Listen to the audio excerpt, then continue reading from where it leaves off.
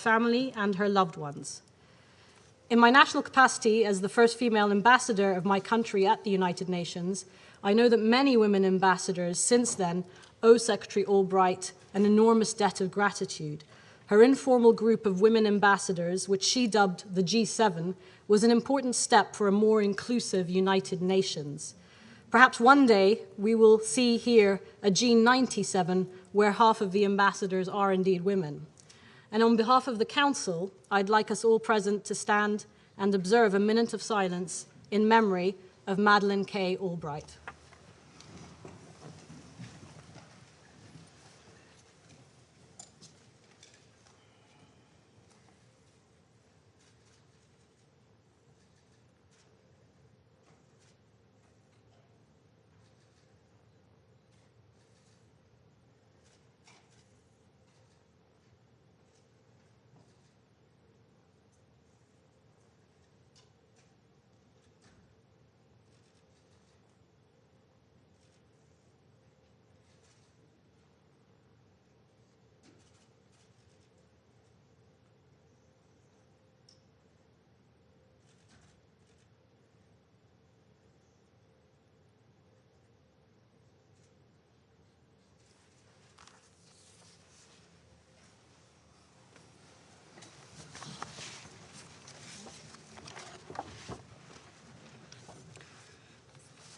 The 9,002nd meeting of the Security Council is called to order. The provisional agenda for this meeting is letter dated 13th April 2014 from the Permanent Representative of the Russian Federation to the United Nations, addressed to the President of the Security Council, S/2014/264. The agenda is adopted. In accordance with Rule 37 of the Council's Provisional Rules of Procedure, I invite the representatives of Belarus, the Democratic People's Republic of Korea, and the Syrian Arab Republic to participate in this meeting. It is so decided. The Security Council will now begin its consideration of Item 2 of the agenda. Members of the Council have before them document S/2022/231, the text of a draft resolution submitted by Belarus, the Democratic People's Republic of Korea, the Russian Federation, and the Syrian Arab Republic. The Council is ready to proceed to the vote on the draft resolution before it. I now give the floor to those members of the Council who wish to make statements before the vote. I give the floor to the representative of the Russian Federation. Благодарю вас, госпожа председатель.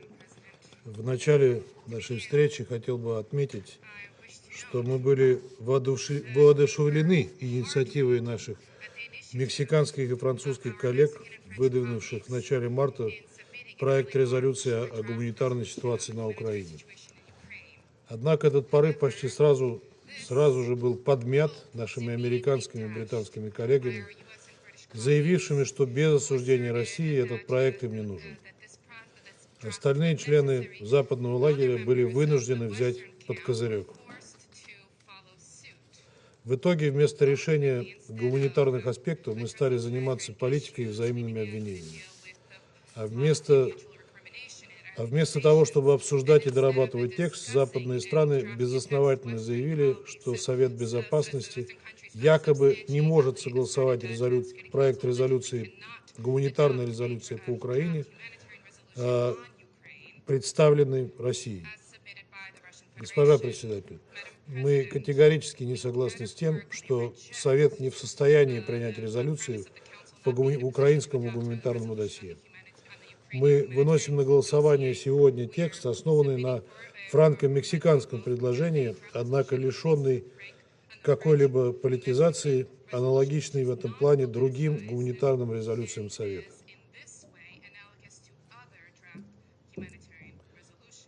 В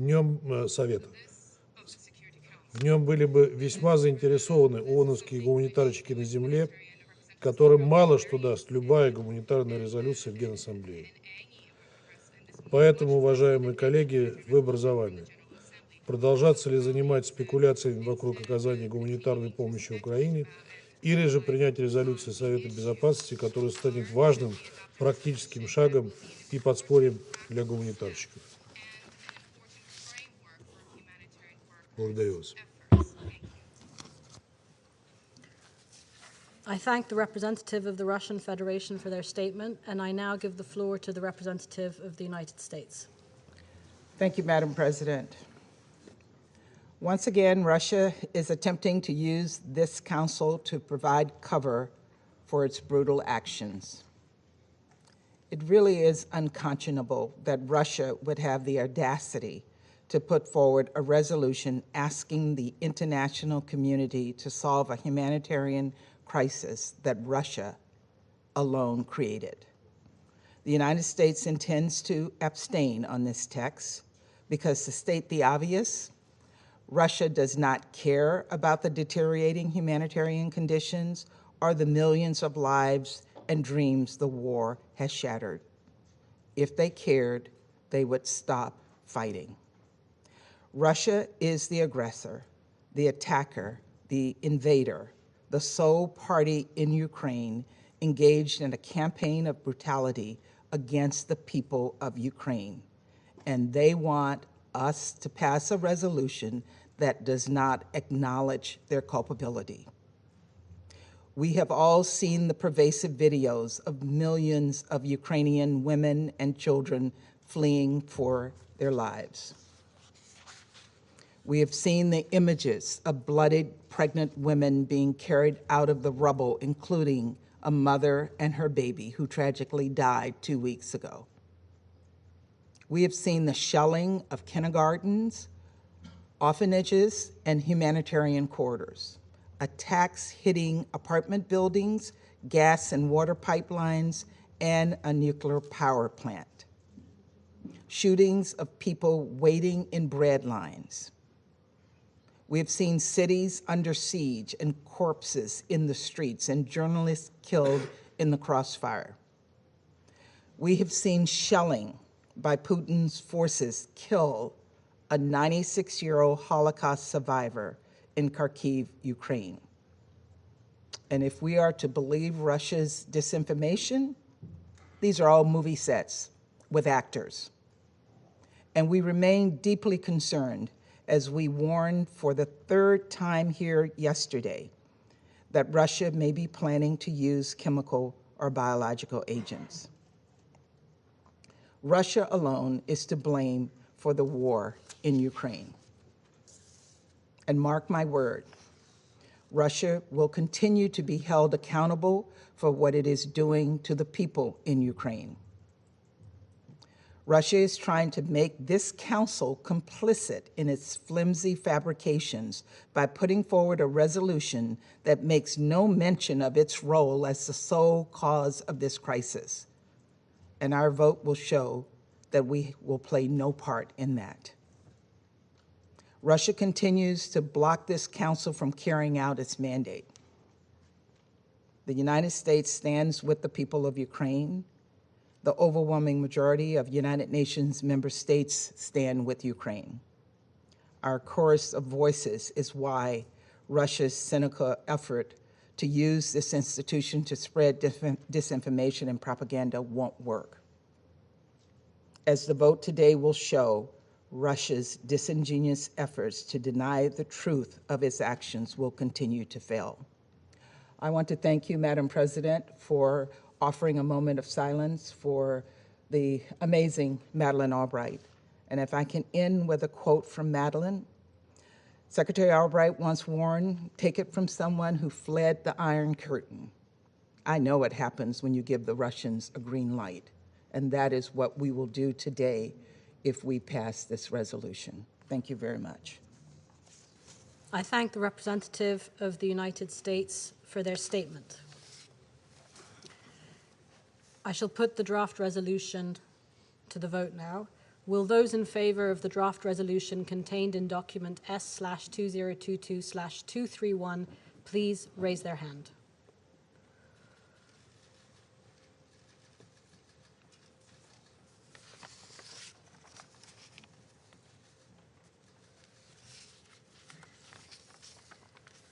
Those against?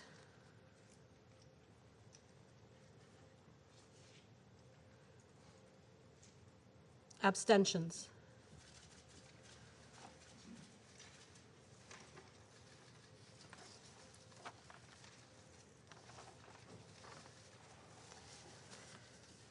The result of the voting is as follows: 2 votes in favor, 0 votes against, 13 abstentions. The draft resolution has not been adopted, having failed to obtain the required number of votes. I now give the floor to those members of the Council who wish to make statements after the vote. I give the floor to the representative of France.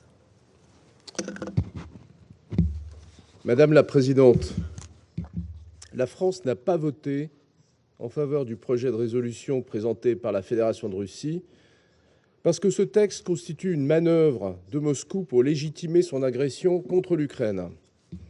La Russie prétend se soucier de la situation humanitaire en Ukraine alors qu'elle piétine chaque jour les conventions de Genève et le droit international humanitaire. Non contente d'entraîner le peuple et l'économie russe dans une guerre qu'ils n'ont pas choisie, la Russie cherche à imposer des réalités alternatives et à instrumentaliser ce Conseil. Soyons clairs, si la Russie se préoccupe tant du sort des populations civiles, elle n'a qu'une seule chose à faire: arrêter son offensive et retirer ses troupes d'Ukraine. Au lieu de cela, la Russie espère obtenir du Conseil de sécurité un blanc-seing pour lui permettre de poursuivre sa guerre. Cette manœuvre ne trompe personne. Le résultat de ce vote l'indique très clairement. Les membres de ce Conseil n'entendent pas laisser la Russie instrumentaliser les Nations unies et le droit international humanitaire.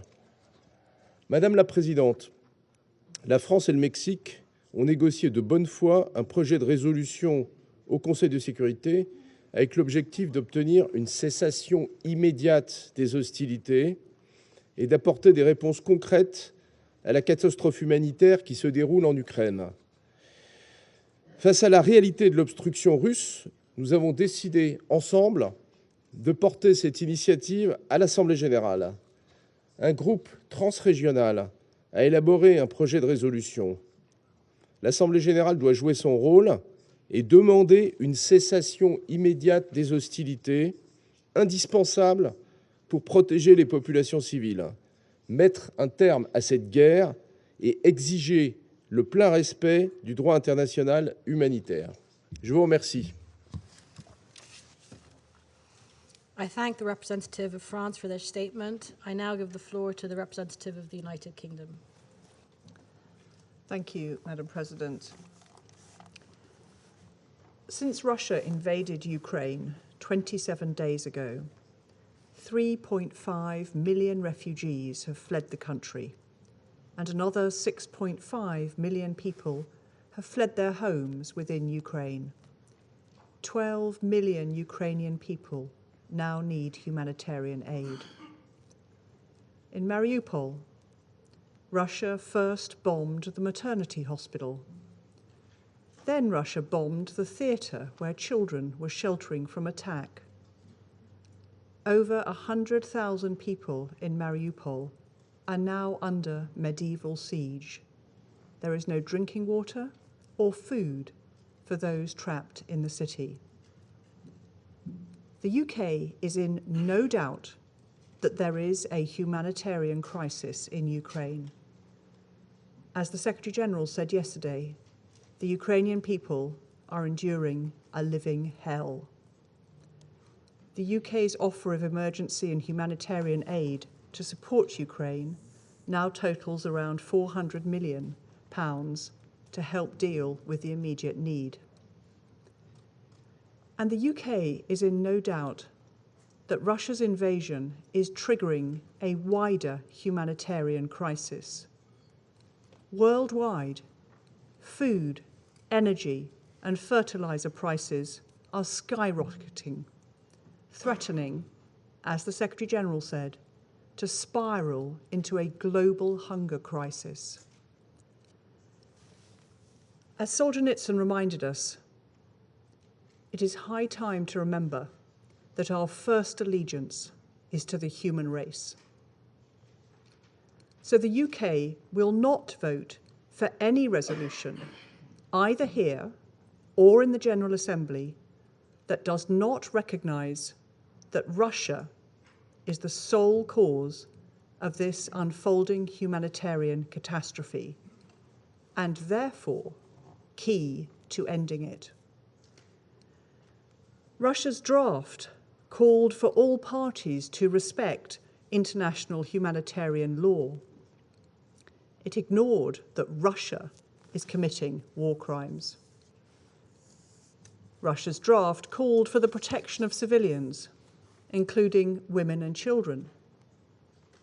But it omitted that Russia is bombing maternity hospitals, schools, and homes. If Russia cared about the humanitarian situation, it would stop bombing children and end their siege tactics. But they haven't. The General Assembly will soon vote on a resolution that makes clear that the only way to end this humanitarian crisis is for Russia to end its war. A resolution tabled not by the aggressor, as we have here, but by the victim. High time indeed to remember that our first allegiance is to the human race. Thank you, Madam President. I thank the representative of the United Kingdom for their statement, and I now give the floor to the representative of Albania. Thank you, Madam President. Tomorrow will mark a month since the start of the war of Russia against Ukraine. Since the very first day, this war has been senseless, unjustified, unprovoked, illegal. It must stop. Every second it lasts is one too more. Instead, it is becoming deadlier every day. Mariupol, mercilessly pummeled block by block, has become the true face that Russia is presenting to the world. A world that is refusing it, that is isolating it, and is holding it responsible. Dear colleagues, we know the cause of this devastating humanitarian situation in Ukraine. We know who is responsible. Therefore, we did not believe that Russia needed to propose a resolution to the Security Council to call itself for a ceasefire for an aggression it initiated for no reason, to oblige itself not to bomb civilians, homes, schools, and hospitals as it is doing every hour, not to kill mothers and their babies, not to force children, girls, and women to dramatically leave their homes. We did not fall for such a trap. We did not accept such a mockery, and the result just showed it. If Russia is worried to protect civilians in Ukraine, as the international humanitarian law firmly obliges it, it has to abide by the Geneva Conventions. If Russia is in the slightest way concerned by the responsibility to protect, it has to come to senses, stop its aggression, withdraw its troops, pack and go home. Instead, the more it stalls there, the more aggressive it becomes and the deadlier it turns out. Russia is the sole and unique cause of this terrible humanitarian situation it created out of its obsession. It cannot share this responsibility with the victim, Ukraine, or anyone else. Therefore, because this text, despite its misleading title, is a mountain of hypocrisy, because we consider it spineless and useless, Albania did not vote in favor of it. And I thank you. I thank the representative of Albania for their statement. I now give the floor to the representative of Ghana. Thank you very much, Madam President. Ghana continues to be deeply concerned by the humanitarian situation in Ukraine following the Russian Federation's invasion of Ukraine since 24 February 2022. We accordingly remain committed to supporting all genuine efforts to address the suffering of the Ukrainian people throughout the entire territory of that country's internationally recognized borders. We have had to abstain from the draft resolution submitted by the Russian Federation on the humanitarian situation in Ukraine because we did not believe that the resolution spoke to the settled position of the international community on the cause of this humanitarian catastrophe nor the requirement for an immediate and unconditional cessation of hostilities, which are necessary building blocks to establish a credible framework for a humanitarian effort that can be considered neutral, impartial, and independent. Building consensus on how to tackle the worrying consequences of the war in Ukraine has unfortunately eluded this Council, but as the Secretary General recently suggested, the United Nations is more than the work done within the Council. We accordingly salute the bravery of the gallant men and women of the United Nations and other humanitarian agencies who continue to work in the dangerous environment in Ukraine to bring hope to the many victims of this war. We encourage the efforts in these trying times for the evacuation and safe passage of civilians, as well as the delivery of food, medicine, and other essential services to those in critical need who have been caught up in cities under siege. In concluding, we urge the parties to return to the path of diplomacy and dialogue in resolving their concerns and emphasize that the interests and safety of the Ukrainian people should be prioritized and must be at the forefront of the actions of this Council and all other international actors. I thank you very much for your kind attention. I thank the representative of Ghana for their statement. I now give the floor to the representative of Mexico. Gracias, Presidenta. Procedo a explicar la abstención de México en esta toma de acción sobre el proyecto de resolución presentado por la Federación de Rusia. Empiezo por referirme al proceso. Durante varias semanas, Francia y México llevamos a cabo consultas de buena fe, con ánimo constructivo y transparente, sobre un proyecto de resolución humanitario que permitiese al Consejo expresarse y asumir su responsabilidad sobre el conflicto en Ucrania.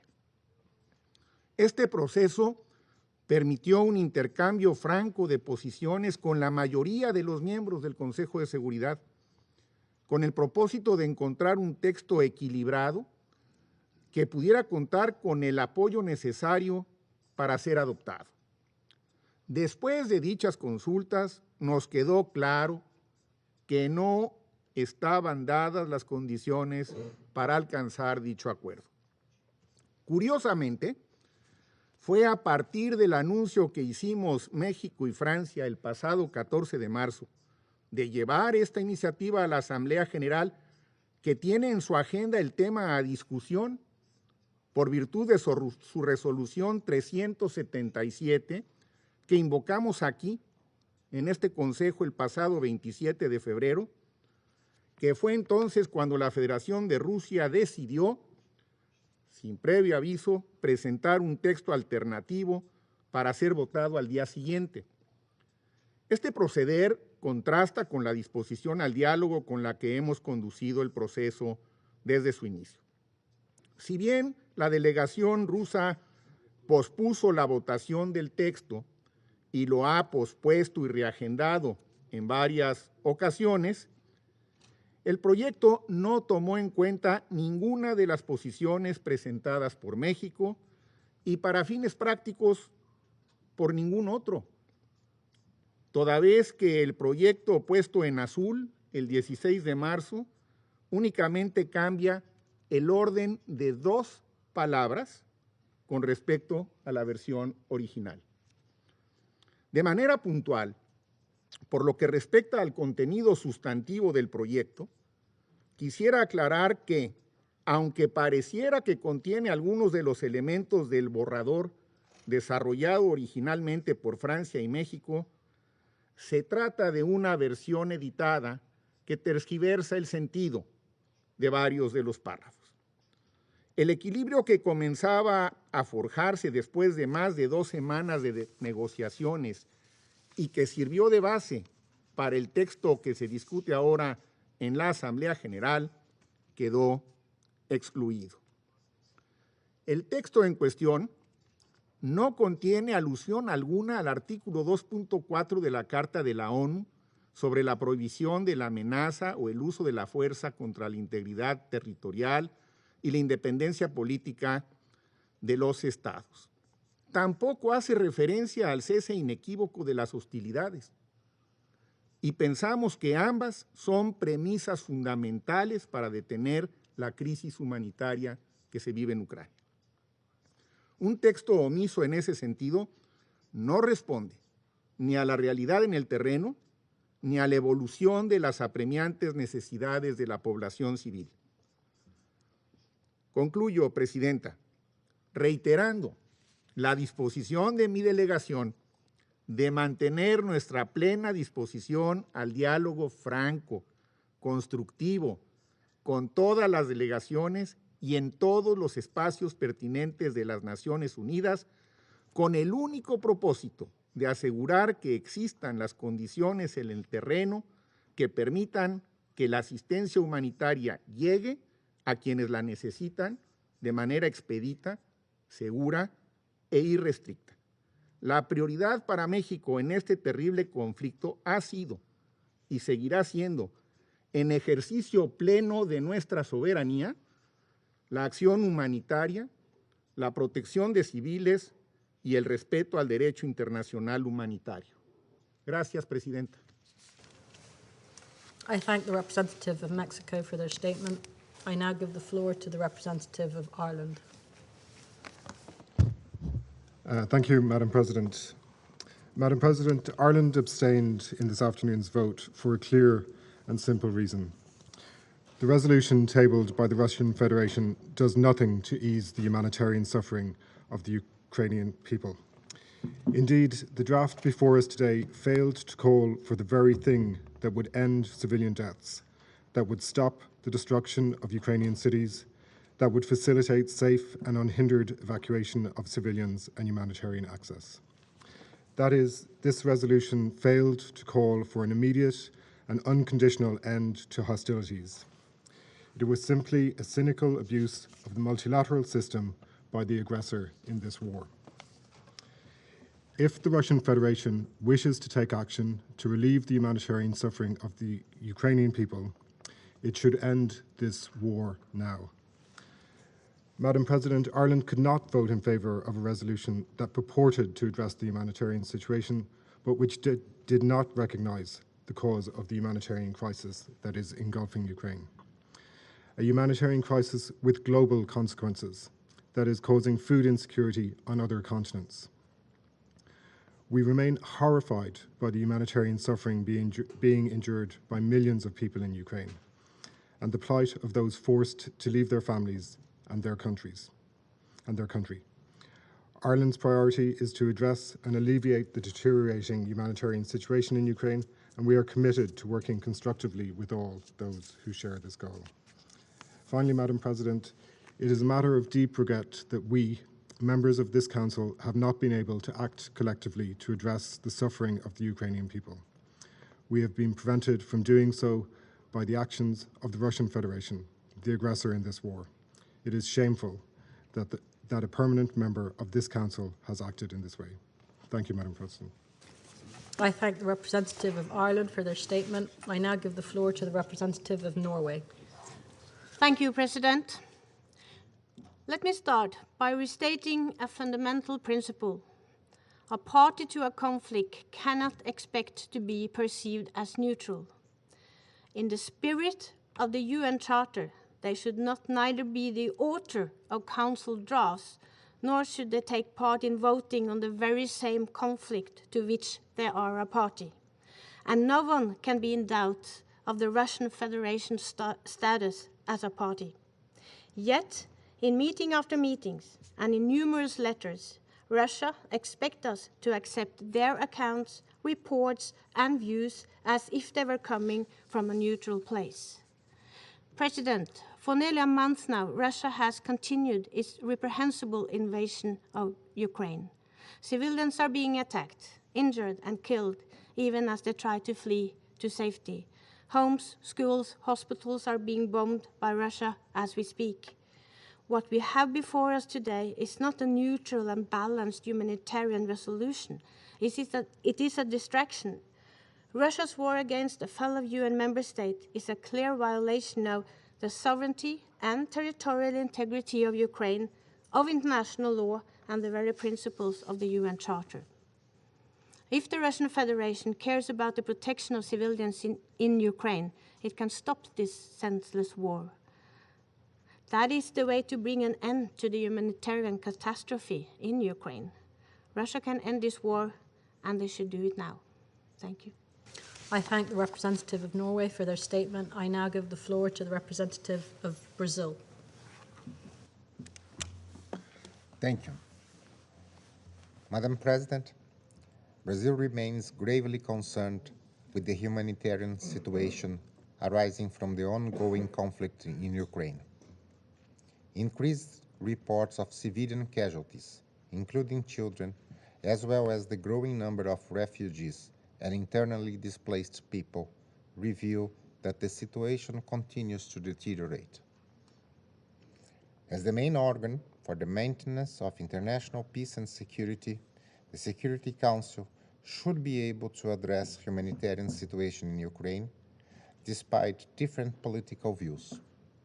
Nonetheless, any humanitarian action taken by this Council must be meaningful and should not reflect partial views of the conflict. A truly consequential resolution on humanitarian issues should be able to promote real impacts on the ground, helping facilitate agreements, strengthening adherence to international humanitarian law, setting the conditions for the safe passage of civilians and the rapid, safe, and unhindered access of humanitarian assistance to those in need, among other elements. A call for the cessation of hostilities is an integral part of such a humanitarian effort. Equally important, any Council resolution on this matter should be open to an inclusive discussion among its 15 members, following a constructive process in which all efforts are made to accommodate the views of member states, in good faith, with true intention to contribute to a lasting solution for the protection of civilians. The draft resolution presented today by Russia presents many important elements for the protection of civilians. However, it lacks a reference to the cessation of hostilities, one of the reasons why Brazil abstained on today's vote. It also fails to recall the principles of distinction, proportionality, necessity, and humanity, as well as the general obligation to take all feasible precautions to avoid and minimize injury to civilians and damage the civilian objects. Brazil will continue to engage constructively in any process towards a humanitarian resolution on Ukraine, as long as the initiative proves to be meaningful, inclusive, and transparent. Members of the Security Council, no matter how distant their views, have an obligation to negotiate in good faith with each other towards a cessation of hostilities and a durable solution. I thank you. I thank the representative of Brazil for their statement, and I now give the floor to the representative of China. 谢谢主席女士。主席女士，乌克兰危机爆发后，人道局势持续恶化，外溢影响不断扩大，引发国际社会广泛担忧。安理会已就乌克兰人道问题举行多次讨论，有关平民伤亡增加、难民人数上升、人道救援严重不足的报道令人痛惜。同许多成员一样，中方一直呼吁最大限度避免平民伤亡，尽一切努力保障基本人权需求、人道需求，同时也一直主张安理会履行好维护国际和平与安全的首要责任，在乌克兰人道问题上发挥应有作用。中方就乌克兰人道局势提出了6点倡议，并向乌克兰红十字会提供多批人道救援物资。我们欢迎其他各方提出的任何有助于缓解和解决乌克兰人道危机的倡议和举措。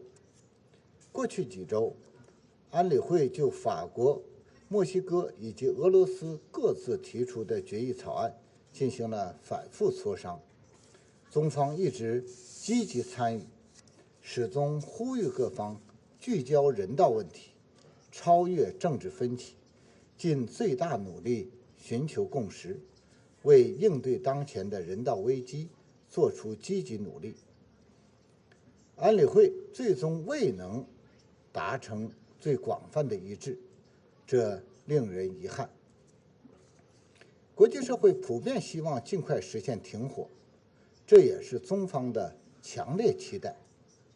我们认为，在推动停火止战的同时，安理会也应本着积极、务实和建设性态度，并行不悖地应对好人道危机。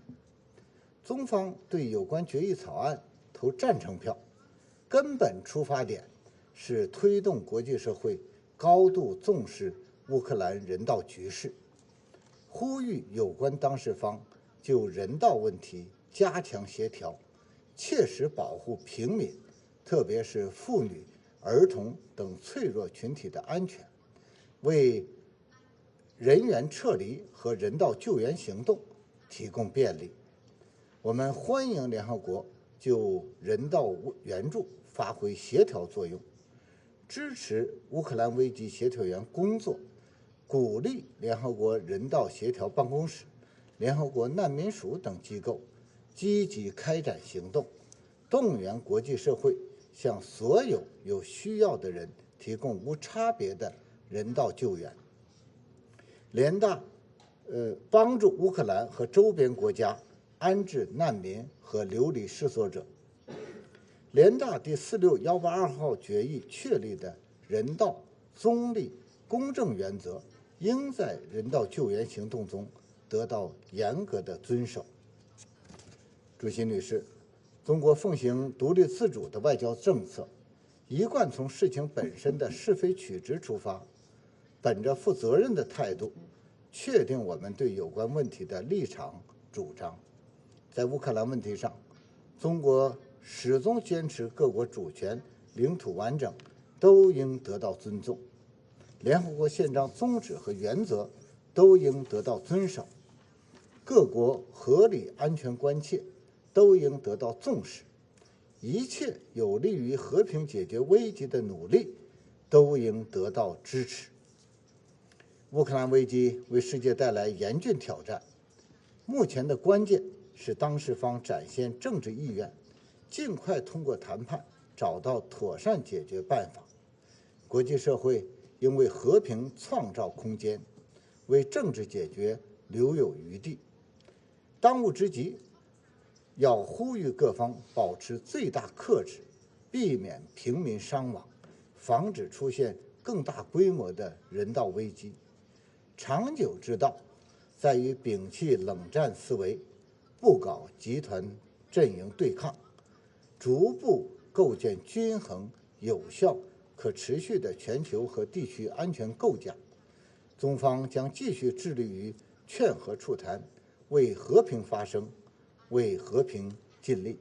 谢谢你，主席女士。I thank the representative of China for their statement, and I now give the floor to the representative of Gabon. Madame la Présidente, nous avons pris la parole cet après-midi à l'Assemblée générale et nous la reprenons maintenant pour préciser et souligner notre position de principe sur l'humanitaire. Notre position ne variera pas parce que nous croyons aux valeurs qui sous-tendent l'humanitaire. Nous pensons que les conventions de Genève de 1949 et leur protocole additionnel qui encadrent l'humanitaire ne doivent pas être combinés avec toute posture politique, tactique ou stratégique. Nous nous sommes abstenus et nous nous abstiendrons chaque fois que l'humanitaire sera l'objet de division ou de fragmentation de l'humanité. Nous nous abstiendrons chaque fois que notre perception sera celle d'une instrumentalisation de l'humanitaire à des fins inavouées. Nous croyons que l'humanitaire doit être le consensus permanent du pacte social de l'espèce humaine. Je vous remercie. I thank the representative of Gabon for their statement. I now give the floor to the representative of the Russian Federation. Благодарю вас, госпожа председатель. Прежде всего, хотел бы поблагодарить те страны, которые поддержали и коспонсировали эту резолюцию. Состоявшееся голосование вывело на чистую воду всех тех, кого политизация гуманитарного досье важнее содействия ООН в оказании гуманитарной помощи нуждающимся украинцам. Мы слышали сегодня из уст некоторых делегаций, в частности делегации США, что они не хотят принимать никакого участия в резолюции, которая предложила Россия. Ну что же вы тогда в таком случае проголосовали, воздержались по этой резолюции? Голосовали бы против? Мы же прекрасно понимаем, каковы истинные мотивы вашего воздержания. Не применять право вето, которое в ином случае вы применили. Нам странен экскурс истории в то, как развивалась ситуация с этой резолюцией из уст представителя Мексики, который сказал чуть ли, что мы неожиданно выставили эту резолюцию на голосование, в то время как первоначальные инициаторы драфта, который мы в целом поддержали, за исключением политизированных пассажей, неожиданно, без исчерпывающих консультаций с членов Совета, в частности с нами, вынесли в Генассамблею. Лишь после этого мы предложили свой драфт для рассмотрения Совета. Давайте еще раз посмотрим, какие действия, мероприятия наши западные коллеги по Совету не дали согласовать по политическим причинам. Наш проект резолюции содержал в себе такие важные элементы, как призыв к установлению режима прекращения огня и учреждению гуманитарных пауз в целях проведения безопасной эвакуации гражданского населения, а также предоставление возможности беспрепятственного выезда с территории Украины всем желающим без дискриминации по какому-либо признаку.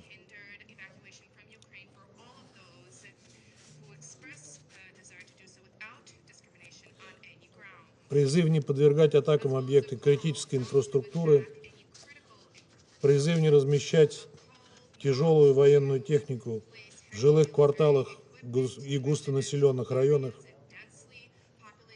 обеспечение защиты гуманитарного и медицинского персонала, надлежащая защита раненых и больных, гуманное обращение с пленными, защита гражданского населения, в особенности женщин и детей.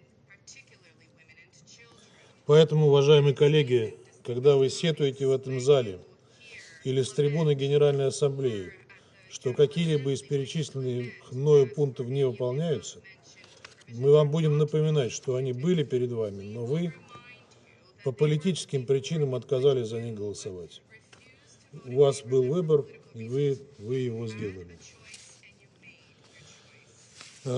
Мы сегодня снова услышали из уст некоторых делегаций обвинение России в подготовке применения химического и биологического оружия на Украине. Мы снова слышали фейки, которые нами неоднократно опровергались, которые стали нарицательными по поводу того, что происходило в Мариуполе, по поводу бомбардировок, по поводу убийства людей в очередях. Я не буду все это перечислять, мы неоднократно об этом говорили. К сожалению, никто этого не слышит и не слушает. По поводу химического и биологического оружия, пользуясь случаем, я хочу еще раз сказать, что это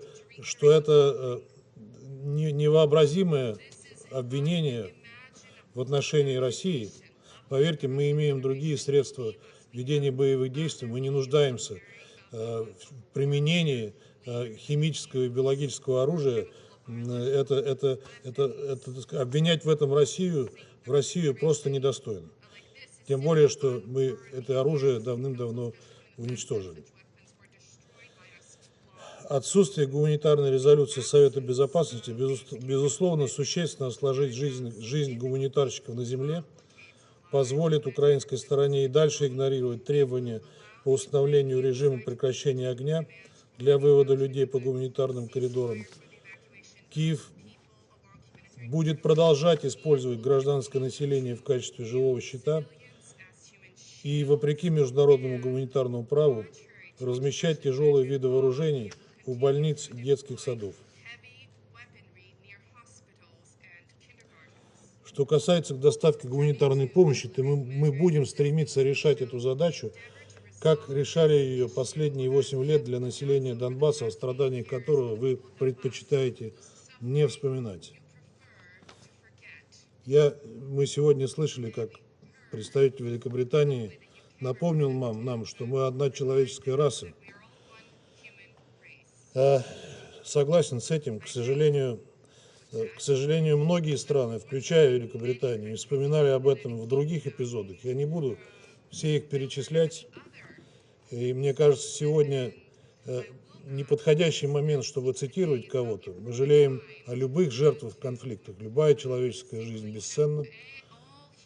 Но я мог бы, но не буду сегодня напоминать, что говорили представители стран, которые в том числе сидят сейчас за этим столом, по поводу гибели мирных жителей, включая детей, в массовом количестве, в других конфликтах. На всех подконтрольных российским военным территориях жители уже обеспечиваются предметами первой необходимости и продуктами питания, и убеждены, что по мере реализации задачи специальной военной операции ситуация будет там улучшаться. Мы призываем вас не политизировать гуманитарную тематику. Сожалеем о том, что Совет Безопасности не смог принять резолюцию, которая бы способствовала решению этих вопросов.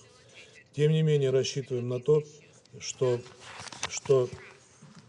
мы и те члены международного сообщества, которые искренне в этом заинтересованы, будут делать все возможное, чтобы облегчить гуманитарную ситуацию на Украине и страдания гражданского населения. Благодарю вас. I thank the representative of the Russian Federation for their statement. I shall now make a statement in my capacity as the representative of the United Arab Emirates. All of us here acknowledge the necessity of addressing the humanitarian crisis in Ukraine. In less than a month, more than 3.5 million people fled to neighboring countries such as Moldova, Romania, Poland, and their generosity we must recognize and appreciate. Furthermore, amid the continued fighting within Ukraine's borders, 6.5 million people are displaced, often without access to basic necessities. We also recognize the donor community's robust response to the UN's humanitarian appeal, and we were encouraged by the dialogue between the UN, Ukraine, and the Russian Federation, which led to the first humanitarian convoy reaching Sumy in the country's east on 18th March. It is precisely this kind of coordination that we hope to encourage and see formalized soon, to help those most in need safely and in accordance with international humanitarian law. Nevertheless, we believe there is a crucial role for the Security Council in line with its responsibility for maintaining international peace and security to tangibly respond to the crisis. Therefore, we carefully studied all the products brought to this Council by members, including the draft resolution tabled by the Russian Federation, which includes substantive responses to the humanitarian needs in the country. We endorse its calls to allow safe passage without discrimination, unhindered access to humanitarian aid, and the demand that international humanitarian law is protected. Ultimately, however, we abstained from the vote because we would have liked to see, 1 month into this conflict, a call for a nationwide cessation of hostilities, and a text that garnered the full support of Council members. The continued fighting precludes the robust aid operations we hope to all see in Ukraine, not least of which because it risks the safety of humanitarian workers. We also would have preferred greater clarity on the full application of international humanitarian law and with regards to elements that may be misconstrued to imply a political position that falls outside the scope of a humanitarian resolution. But meanwhile, building on the dialogue that led to the Sumy convoy, we must encourage agreement on other technical steps to alleviate humanitarian suffering. For example, on civilian evacuation, access to aid, and windows of silence. Such measures will provide much-needed respite after 4 weeks of fighting and may also lay the groundwork for a more comprehensive humanitarian response as part of a negotiated settlement. We believe this Council needs to rise to the occasion by adopting a dedicated compromise product that contains elements we can agree on, including a call on the parties to comply with their obligations under international humanitarian law, including in relation to the wounded and the sick, missing persons, and the protection of combatants and non-combatants. While agreement was not possible today, the Council cannot abrogate its responsibility to maintain international peace and security. We must work in good faith and try our utmost to help all those in need on the ground today. The UAE stands ready to aid those efforts with the full urgency that this work deserves. I now resume my function as President of the Council. The representative of the United States has asked to take the floor to make a further statement. Thank you, Madam President. The Russian PR asked why we decided to abstain and not veto. To be honest, it was not necessary to veto, and I don't think the resolution that was put before us was worthy of the U.S. using its precious veto power. 13 members of this Council abstained, and that was all that was required to defeat this resolution. In addition, I want to add that we don't need this farcical resolution to provide humanitarian assistance. The United States has provided more than $600 million in humanitarian assistance to the Ukrainian people, and we will continue to provide as much assistance as is required both to Ukraine and to the neighboring countries who are generously hosting and supporting the Ukrainian people. Thank you very much. I thank the representative of the United States for their statement, and I now give the floor to the representative of Mexico. Gracias, Presidenta. Brevemente, ya que el representante permanente de la Federación de Rusia hizo una referencia directa a mi delegación, le reitero que estamos abiertos al diálogo que nos permite encontrar soluciones comunes, al diálogo constructivo, al diálogo franco, para ver la mejor manera de que este Consejo apoye a la protección civil y garantice la ayuda humanitaria a quienes más lo necesitan. Gracias, Presidenta. I thank the representative of Mexico for their statement. There are no more names inscribed on the list of speakers. The meeting is adjourned.